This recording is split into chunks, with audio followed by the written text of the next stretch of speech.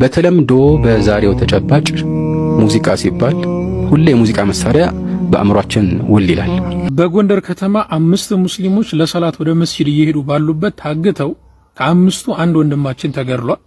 ዛሬ እንደሚታወቀው በዓለም ላይ አዋርድ የሚባል ነገር መጥቷል። አዋርድ ማለት ሰዎች ነፍሳቸውን አዋርደው ሐጅን አላህ ወፍቆት ዑምራም አድርጎ ግን እኔን ሳይዘይር የተመለሰ ሰው ውስጡ ላይ ጥላቻ እንዳለው ያሳያል ብለዋልና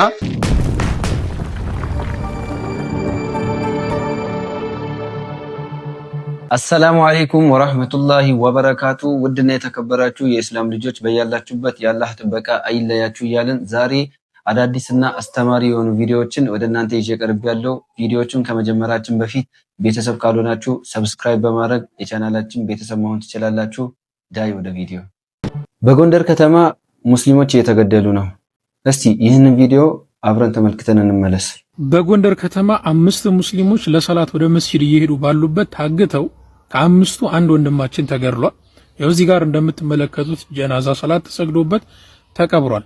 የአራቱ ጣፋንታ ምን ሊሆን ይችላል አይታወቅም። አላህ Subhanahu Wa Ta'ala ነጃ ይበላቸውና ጨካኝ የሆኑ ግለሰቦች በንጹሃን ላይ አሁንም ድረስ ድንበር እያለፉ ነው ያሉት። ፍትህ ይገባቸዋል። ሙስሊሞች በጎንደር ከተማ ያለ ነጻነት ነው እየኖሩ ያሉት። ይሄ የታወቀ ነገር ነው። አሁንም ከሆነ ግን ድምጽ ልንሆናቸው ይገባል። ወንድሞቻችን ፍትህን ይሻሉ። ሰላም አለይኩም ወራህመቱላሂ ወበረካቱ። እንግዲህ እንደተመለከታችሁት ነው ጎንደር ላይ ሙስሊሞች እየተገደሉ ነው። ሁላችንም ባለንበት ለጎንደር ሙስሊሞች ድምጽ ልንሆን ይገባል። አሁን ደግሞ ቀጥታ ኡስታዝ ሳዳት ከማል ስለ አዋርድ የተናገሩትን ቪዲዮ ነው የምንመለከተው። ወደ ቪዲዮ። ቢስሚላህ ወሰላቱ ወሰላሙ ዐላ ረሱሊላህ። የአላህ ባሪያዎች ሆይ አላሁ ሱብሓነሁ ወተዓላ እንዲህ ይላል፣ ወላ ተዓወኑ አትተጋገዙ፣ አትተባበሩ፣ ዐለል ዒስሚ አላህ በሚታመጽበት ጉዳይ፣ ወልዑድዋን ድንበር በሚታለፍበት ጉዳይ ላይ ይባላል። ዛሬ እንደሚታወቀው በዓለም ላይ አዋርድ የሚባል ነገር መጥቷል። አዋርድ ማለት ሰዎች ነፍሳቸውን አዋርደው ከዓመት እስከ ዓመት ዘፍነው ደንሰው ፊልም ሰርተው ዓመቱ መጨረሻ ላይ ደግሞ ለዚህ ለዱርዬነታቸው ሸልሙን አንደኛ እንድንወጣ በእኔ በኩል መታችሁ ምረጡ የሚሉበት ነው። እንግዲህ አላህ የተናገረው በእንዲህ አይነት በአመጾች ላይ አትተባበሩ፣ ብትችሉ ምከሩ ነው ያለው። ስለዚህ ሰዎች አልመከር ብለው ከዓመት እስከ ዓመት አላህን አምፀው ሲያበቁ ደግሞ አሁን ደግሞ ምረጡም ቢሉ ሰውም ደግሞ ሄዶ እገሊትም መርጫለሁ ብሎ ደግሞ ይሄ የሃይማኖት ጉዳይ አይደለም፣ እስልምናችን ጭራሽ አይፈቅደውም። ወንድም ሆነ ሴት ሊመረጡ አይገባቸውም። በል እንዲያውም በንስሐ ሊመለሱ ነው የሚገባቸው። አለበለዚያ እነሱን የመረጠ የተባበረ በጠቅላላ በወንጀሉ ላይ ተሳትፏል። እንግዲህ ሙስሊሞች ራሳችሁን ጠብቁ፣ ነገ የውመል ቂያማ ከመጠየቅ ራሳችሁን ቆጥቡ። ሌላኛው የዛሬው ቪዲዮአችን ደግሞ ሼህ ኤልያስ ስለ ሙዚቃ ምንድነው የተናገሩት አብረን የምናየው ይሆናል። ወደ ቪዲዮ። በተለምዶ በዛሬው ተጨባጭ ሙዚቃ ሲባል ሁሌ የሙዚቃ መሳሪያ በአእምሯችን ውል ይላል። ያኒ የሙዚቃ መሳሪያ ከሌለ ሙዚቃ አይመስለንም። ግን እንደዛ አይደለም። የሙዚቃ መሳሪያ ባይኖረው ራሱ ዜማው ሙዚቃዊ ስልት ካለ ሙዚቃ ይባላል።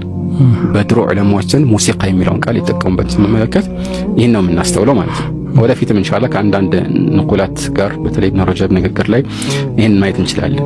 ሌላ አንድ ለመጨመር ያህል አቡ ሐያን ተውሂድ የሚባሉ ወደ 5ኛው ክፍለ ዘመን ላይ ሞቱ ናቸው። እሳቸው ስለዚህ ሲያወሩ ምን ያለው አልሙሲቃ التي هي معرفة النغم والإيقاعات والنقرات والأوزان።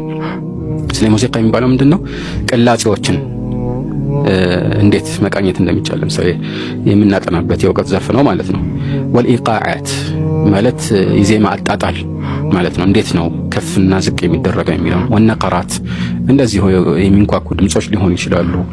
ወይም ደግሞ የሆነ ደረጃዎችን በተከተለ መልኩ ድምጽ የሚጣልበት ሁኔታ ማለት ነው።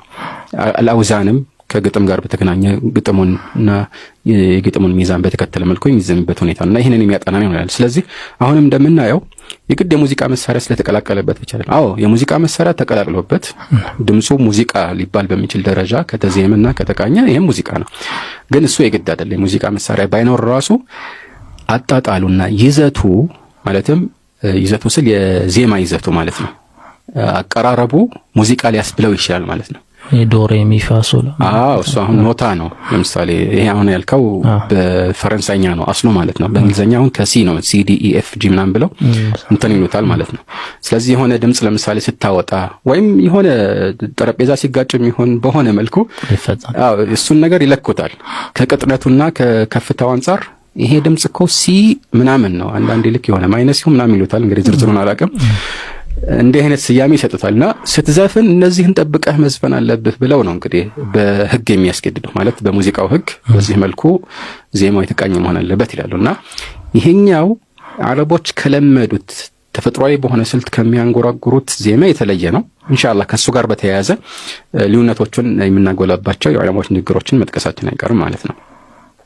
ይሄ የሚፈጥረው ልዩነት ይኖራል ምናልባት የሚፈጥረው ልዩነት በጣም አለ። እሱም ምንድነው ዑለማዎች ዘንድ የተወሰነው ይፈቀዳል፣ የተወሰነው ይከለከላል። አጣ ሙዚቃ ብለንም ሙዚቃን ያው አሁን እንዳልነው ስልቱ በዚህ መልኩ የተቃኘ ከሆነ ይከለክሉታል አብዛኛዎቹ።